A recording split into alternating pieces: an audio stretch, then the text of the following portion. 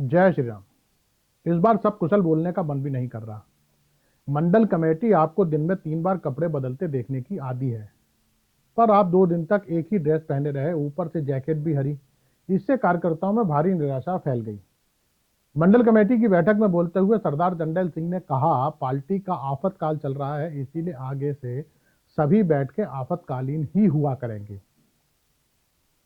प्रभु क्या बताऊं, बैठक में बन्नू सेठ नहीं आए। उन्होंने कहलवा दिया उनका मन दलगत राजनीति से भर गया है, वे समाज सेवा करना चाहते हैं। किसी ने उन्हें समझा दिया कि साहब कमजोर हो गए हैं।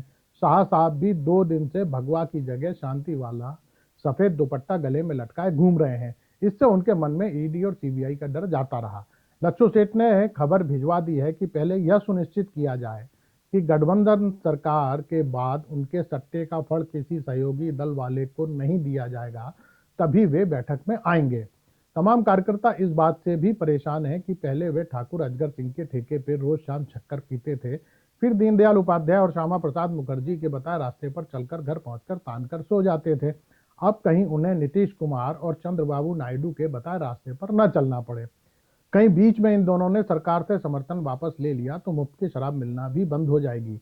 पार्टी के दिलजले कार्यकर्ता राधेलाल पंडित जी को तो आप जानते ही हैं, पहले से ही आपके खिलाफ बोलते रहे हैं। उन्होंने कहलवा दिया कि उनका दिल खट्टा हो गया है। अगर बाल स्वयंसेवक ना होते तो मूवी नहीं देखते पार्टी का। बैठक क्या थी, शोक सभा थी। पहले हर बैठक में 400 पार का नारा लगता था। इस बार तीसरी बार मोदी सरकार का नारा भी नहीं लगा पाए, एनडीए सरकार बोलना पड़ा। बैठक में सरदार जंडैल सिंह का भाषण दिल छू लेने वाला था। उन्होंने कहा, हमारी पार्टी के नेता हारे नहीं हैं, वे तो संविधान बदलने की राह पर शहीद हुए हैं। वो तो बनारस वालों का शुक्रिया कहना चाहिए, वरना शुरू में जिस तरह साहब पीछे चल रहे थे, हमें डर था कहीं वे भी शहीद ना हो जाए। उन्होंने अयोध्या वासियों को लानत भेजते हुए कहा कि पिछले 40 साल से पार्टी कार्यकर्ता हर रोज सुबह शाम जय श्री राम का नारा लगा रहे हैं। ऐसे में अयोध्या वासियों ने राम के साथ द्रोह किया है। अयोध्या तक मामला रहता तब भी ठीक था। जिस नासिक में लक्ष्मण ने सूरपनखा की नाक काटी, वहां भी पार्टी की नाक नहीं बची। जंडैल सिंह ने कहा, हमने सिद्ध किया है कि हम रघुकुल के असली वंशज हैं। हम भले ही पूर्ण बहुमत में नहीं आए, फिर भी हमने एग्जिट पोल में हेरफेर कराकर अपने दोस्तों को भरपूर फायदा करा दिया। इसे कहते हैं प्राण जाए पर वचन न जाए। बैठक में स्मृति ईरानी की हार पर सबसे अधिक दुख व्यक्त किया गया। उन्हें पहले अग्निवीर सम्मान से नवाजा गया। बैठक में सभी सदस्य इस बात से भी दुखी थे कि कंगना रनौत को मानव संसाधन मंत्री क्यों नहीं बनाया गया। भाषण चल रहा था, तभी कल्लू कसाई ने पूछ लिया, चुनाव सिर्फ संविधान बदलने वाला मामला ही था या बेरोजगारी, महंगाई और कृषि कानून भी मुद्दा थे?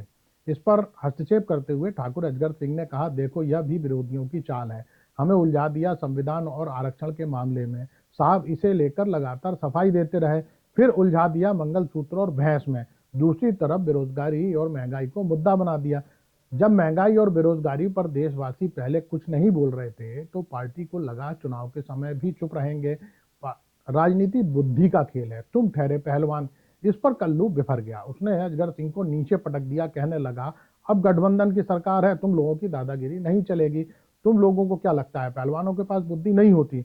बड़ी मुश्किल से दोनों को जंडैल सिंह ने यह कहकर शांत किया कि यह मुश्किल घड़ी है, हमारी कमजोरी का फायदा विरोधी पार्टी उठा सकती है।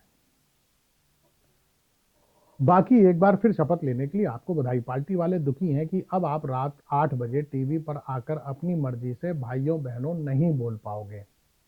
पहले आम काट कर या चूस कर खाते थे, अब बांट कर खाना पड़ेगा। कुछ लोग कह रहे हैं योगी बाबा ने खेला करा दिया।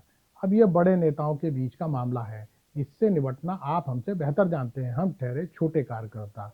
अपना ध्यान रखिएगा, वरना बुढ़ापा खराब हो जाता है, अडवाणी जी की तरह। शेष कुशल, आपका भक्त सेवक राम। नमस्कार।